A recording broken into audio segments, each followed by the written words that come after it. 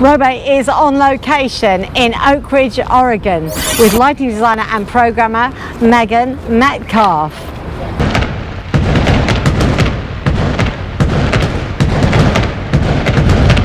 How do you know this absolutely stunning location? I live here, so I live about 5 minutes from here, and this is where I walk my dog pretty often. You are very lucky. Yeah, I am very lucky. I'm blessed to live here. I can't believe I get to live here. Excellent, and I believe you've been living here around about 8 years. I moved to this town sight unseen from Austin, Texas, just on I wanted to move to the Pacific Northwest, and my requirements were basically that I wanted to be somewhere within 45 minutes of an airport. My dog is pretty crazy, and so I wanted to live outside of a city because I knew it would just be easier to deal with him.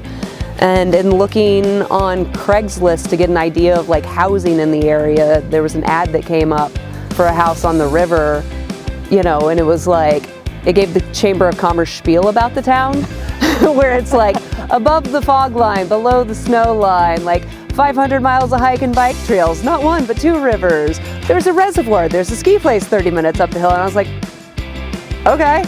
We're going to take a little look back and talk about when you first got interested in lighting and kind of what inspired you to then follow it as a career. I saw some great shows early on. I remember seeing Air at Zona Rosa, and that was in, you were living in Austin, Texas. Yeah, I was in college in Austin, and I think that was one of the first shows I saw. I just remember being taken back by it was techno beams. I'd never seen that red and white gobo before, and in such a small club, they had a ton of them, and that was one of the first times I was really wow, lighting adds to a show. And then that same summer I got to see Radiohead. Good night, that show. It literally knocked me over. I was, again, new to college and just started smoking weed, and didn't realize you were supposed to not hit the greens every time and maybe share those around, but I don't know that it would have particularly mattered, but I just kept hitting the greens and hitting the greens and hitting the greens, and the lights just became overwhelming. I couldn't stand up. I just kept falling over during the show. And I had to I mean, it was so good, but I just had to sit and watch the colors off of people, and just I was so absorbed in the sound and the lights, and as soon as house lights came on, I was fine, I was sober, but yeah, I couldn't remember to think about my legs. The lighting was too good. So that's a really good, so it was absolutely nothing to do with the weed. It was Andy's lighting that literally blew you over. Yeah, absolutely. Same friends that I was at that show with, they were in a band, and they had a residency at a club in downtown Austin every Wednesday night. I started doing lights for the band, 1, because I was interested, but 2, because it was easier to drink backstage. University of Texas had one of 2 lighting design programs at its time at the university level for automated lighting design. And so because I had a small amount of experience doing lighting for a band, and because I was a weird advertising major that they'd never had apply to the program, they let me into this super selective program, which was 4 undergraduates and 4 graduates a year. So you graduated with your advertising degree and lighting programming, and what happened next? After Austin City Limits Music Festival, one of the after shows, it was at Antone's nightclub, and they kind of have where it was on the 6th Street location, it had this loft up above the bird's nest where the lighting and sound was, and decided I'd go up and say hey to the lighting director, and I was like, oh, I've been doing this class and I really want to get into this, and he's like, whoa, crazy lady, why don't you talk to this guy who was the house person. That ended up being my business partner for, I don't know, almost 10 years. So he had just started a lighting company in Austin, and they had the contract at Antone's, and soon they got the contract at Zona Rosa and Stubbs. They also did event lighting, but yeah, I came on with him pretty immediately and just started doing shows at Antone's, then I was doing shows at Stubbs, and it just kind of snowballed from there. I never thought it could really be a career. Was there a first or a significant show in those early years? Yeah, I got to do the Railroad Revival Tour, which was, let's see, Edward Sharp ended up hiring me. I didn't start the tour, but I was local doing the lighting in Marfa, and they wanted, Ed Warren was doing Mumford & Sons, and he was also doing Edward Sharp, but their manager wanted somebody to just focus on Edward Sharp, and so they hired me to do the next 3 dates. I mean, we got to jump on like a train in between the stops, and like that was maybe the most rock and roll thing that's ever happened to me. Was like we were loading out Austin, and like the train leaves at the time the train leaves, and so like I barely made it to the train. The train was literally rolling out of the station. Had to run, throw my bag on, and like jump onto the train. So band and crew went on the train? Band and crew went on the train, and it was a privately commissioned train. They got collector cars and like put together this like really cool train. Like the bar car had been used by presidents before, and so it was traveling down the tracks. The sides were open, it had a railing on it. They had all sorts of instruments set up in there. It was open bar all night, and like, you know, different musicians from, you know, Mumford & Sons, Old Crow Medicine Show, and Edward Sharp were just mixing in, just having jam sessions, both in the bar car and anywhere else in the train where you could, like, that weren't sleeper cars. It was out of a movie. Like, I still can't believe that I got to have that experience. It was crazy, so.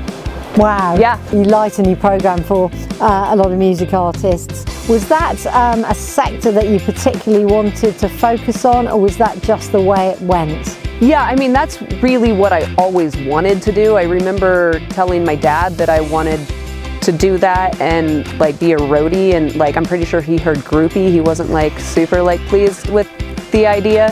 He was a little gray in the face, but I can imagine. Yeah.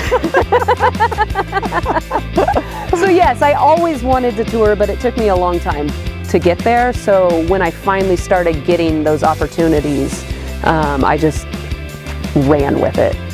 You've been working with some interesting artists recently, Backseat Lovers, Black Pumas. Can you tell me a bit about those projects? We should probably start with Black Pumas. I worked with them first, I think, yeah, because that was the first shows that I got to do after the pandemic, and it was such a special team and a special time, really. Like, they were some of the first shows, like first concerts back in the US.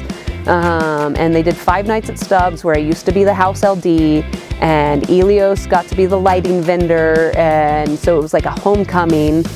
And then I'd always wanted to work with Mark Janowitz, who was the designer on that, and this was the first opportunity that like things came together, and so I got to program with him, and I mean, he's such a wealth of knowledge. And then Alyssa Milione was our lighting director, who is just like near and dear to me. I love her. I can't say enough good things about her, and yeah, I'm so excited that we have the dream team back together again, and I should be programming right now, sorry Mark, but here I am doing an interview. And how about the Backseat Lovers? That was your design, I believe. Yeah, it was my design, and that was, you know, it was the second year in a row that I'd done a design for them. They're really collaborative, but I really appreciate that they want to have input, but then they really trust the people that they hire to do their thing. It was their idea to create a pillow fort on stage, and you know, trying to wrap my brain around how to like make the fabric happen for that, because it clearly had to be, like that was the only way like it came into my mind. I was like, this has to be like based around fabric. So I ended up building a scale model in my house, like a 4x4 cube that I hung little lighting trusses on, and you know, got the couple different sample fabrics in, and figured out how to swag it and how to cut it, and because I knew I could draw something that would be cool in CAD, but like it wouldn't have any bearing on what gravity would do with actual fabric. So, and I think that's, you know, really inspired me. I actually want to work more like that with a lot of the set stuff that I do coming up. Is there a favorite show you've designed, and why? Yeah, I mean, it's hard to say that like there's like a favorite. I'm really proud of the work that I've been doing, and I think particularly over the last few years, like I feel like the direction I'm moving in has become really interesting, but going back to 2018, I'm still so proud of the work that I did with St. Vincent. The creative brief I got on that was like itty bitty and just like so perfect. I think you need to say what that was. Yeah, we'll see if I can do it without blushing. It was, I want it to be like the kind of sex where you want to say stop, but you don't. And so my brain immediately was like, oh, it needs to be intense, maybe even brutal. So I found the brightest lights that I could. I still don't understand how the musicians could play, because they were on plexiglass decks with 16 flares underneath each one of them. Other than the drummer who cheated, he put a yoga mat down. I get it, like you don't need we could have done it, we could have screwed things in, but they let him cheat, that's fine. There was one song where Toko, the bass player, she was like, I just need like a small square where the lights aren't on so that I can just focus there, otherwise I can't do this. But it was only in one song, and like, it was insane what they had to play through, but it looked awesome. Like, I'm so proud of that one. It had to work in sunset slots, it had to work in big venues, it had to work in smaller venues, and yeah, that was great. And the music's so good, and like just being able to like get so detailed in the programming and like just dial it down and dial it down. Yeah, that one was awesome.